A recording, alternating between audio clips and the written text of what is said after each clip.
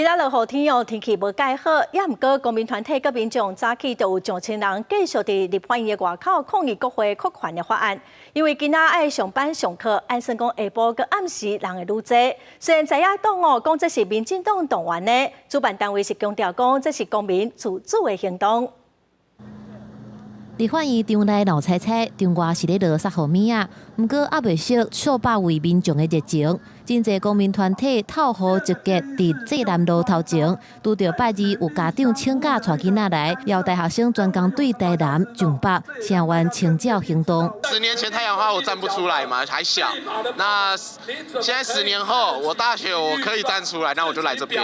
因为我感觉咱台湾人爱站出来，互即马伫立法院内底立委知影讲，咱大部分的台湾人是无满意，因即马要杀的法律。对5月17、21、24到28，公民团体伫立法院连续第4摆宴会大型集结，诉求反国会滥权。各团体代表伫舞台顶轮流演讲，强调这是公民自主行动。你们是民进党动员来的，完全逻辑错误。你们是国民党跟民众党动员来的，对不对？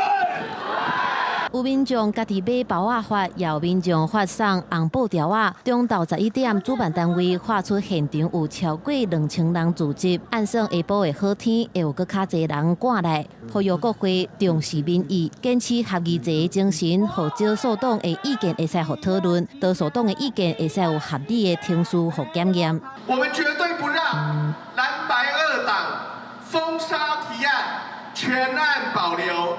3分钟讨论后就停止讨论的多数暴力碾压。除了公民团体，真侪小党，包含社民党、绿党、小后明等等的小党也集结，强调这摆的立场相同，会做公民团体的靠山。经民联表示，就算法案三读了后，各界议员应该重新开始社会对话，卖互民主社会各种意见更较极端。